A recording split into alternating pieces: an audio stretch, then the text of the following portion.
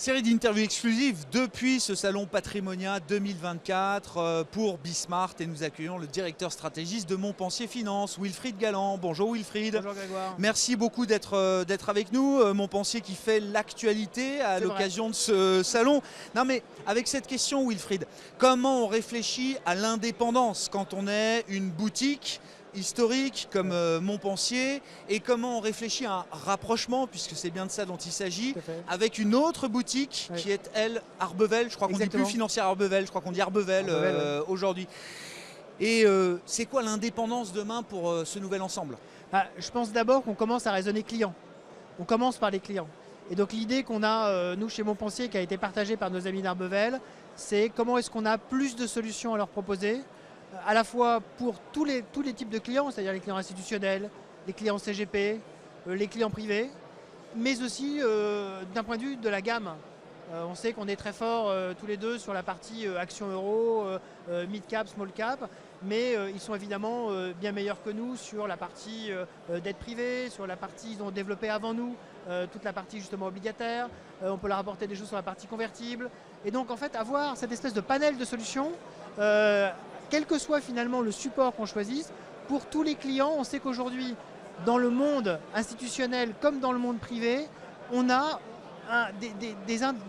des séries de contraintes qui sont là, qui nous forcent en fait à être de plus en plus actifs sur plein de choses et qui nous incitent en fait à être là aussi proactifs vis-à-vis de nos clients. Ça a été un choix également de cœur parce que c'est un choix entrepreneurial. On partage le même ADN en fait. ADN entrepreneurial, à domaine indépendant, gestion d'actifs.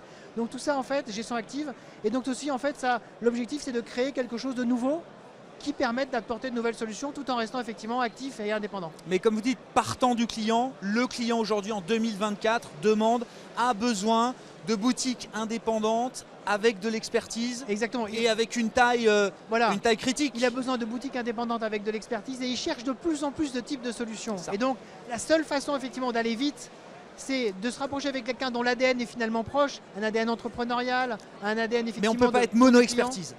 C'est de plus en plus difficile. Certains y arrivent, mais c'est de plus en plus difficile. Nous, on a fait un autre choix. Et je pense qu'effectivement, avec la financière Arbevel, on a tout pour faire quelque chose de nouveau qui s'appellera Montpensier Arbevel, avec évidemment le caveat de l'AMF qui doit bien sûr donner une validation à l'opération. Exactement, qui doit donner son go à l'opération. Et effectivement, on est très très heureux d'avoir cette nouvelle aventure qui va s'ouvrir pour nous et pour nos amis Arbevel. Il y a la stratégie industrielle, on vient d'en parler. Il y a la stratégie de marché, c'est aussi votre métier. Encore davantage. Comment vous envisagez, si on essaye de prendre un peu de hauteur et regarder aussi loin qu'on peut sur les marchés, c'est-à-dire peut-être pas forcément très loin, mais quand même si on a un peu cette vision prospective, qu'est-ce qui va changer et qu'est-ce qui ne va pas changer peut-être avec ce cycle de baisse de taux qui s'est amorcé aujourd'hui? En fait, déjà, le cycle de baisse de taux, ça enlève une des incertitudes. Quand est-ce qu'il allait commencer? Est-ce qu'il allait être plutôt rapide et plutôt lent? Là, on voit qu'il est plutôt rapide aux États-Unis. Il y a encore une incertitude sur la partie européenne. Mais on sait qu'on va aller vers un monde où on a moins de contraintes financières. Ça va quand même changer profondément. Et ça va quand même nous donner également moins de pression sur les marchés, sur le niveau des résultats. Il y avait une pression qui était absolument considérable avec des taux d'intérêt qui étaient très élevés pour que les résultats suivent de façon très spectaculaire. Là, peut-être qu'on va être un petit peu moins exigeant sur les marchés. Puis sur la partie globalement économique, le sujet qu'on avait aujourd'hui, c'était une espèce de résignation sur l'absence totale de relance en Chine. On est en train peut-être d'avoir quelque chose d'un peu différent. Voilà. Il faut rester prudent parce qu'on a été souvent déçus. J'ai annoncé plusieurs fois le fait que la Chine devait le faire, devait relancer, elle n'a pas relancé. Là, on sent qu'il se passe quelque chose. Ça n'est pas dans les marchés aujourd'hui. En tout cas, ça n'était pas dans les marchés. On sent qu'il y a peut-être de nouvelles motivations à rentrer de nouveau sur un certain type de valeur, un certain type de secteur. Ça, c'est quand même intéressant. Et puis effectivement, sur toute la partie taux, ça ouvre de nouvelles perspectives encore à la partie obligataire, à la partie convertible. Une Chine qui relance, c'est peut-être d'ailleurs le fait marquant du moment, mais une Chine qui est un peu plus à la relance que ce qu'on imaginait, Wilfried. C'est bon pour le reste du monde, il faut le voir comme ça. Exactement, en fait, aujourd'hui, on fonctionnait dans le monde avec un seul pilier, un seul moteur, qui était le consommateur américain. Vraiment, et il reste en fait quand on regarde. Qui a les épaules larges d'ailleurs. Quand on regarde les enquêtes, c'est un peu plus compliqué, mais quand on regarde les chiffres bruts, le consommateur reste toujours extrêmement actif. Mais c'était quand même extrêmement fragile d'avoir juste un seul moteur. Peut-être qu'on va avoir, et je dis bien peut-être en tout cas, un deuxième moteur qui va s'allumer. On savait que les exportations chinoises étaient là, mais ça me faisait porter une pression considérable sur la partie européenne en particulier.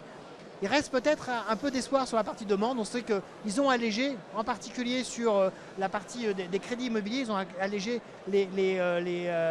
ce qui pesait sur les ménages qui avaient déjà souscrit des crédits immobiliers. Donc ça va quand même assez directement, malgré tout, impacter la demande. Ça, c'est quand même un espoir. Il faut attendre, on a souvent été déçus. Mais il y a peut-être un premier élément, cette fois concret, tangible. Je rajouterai également que pour la première fois depuis très longtemps, le gouverneur de la Banque centrale de Chine a donné une conférence de presse, s'est exprimé en public.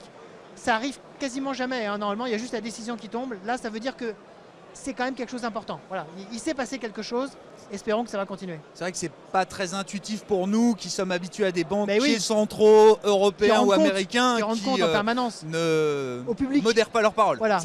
et non pas uniquement aux autorités. Voilà. Si on retrouve différents moteurs ou plusieurs moteurs sur les marchés, qu'est-ce que ça change dans le schéma de marché, dans le régime de marché, et surtout comment on accompagne ces mouvements de marché, à travers quelle stratégie, à travers quel fonds, à travers quel type de produit?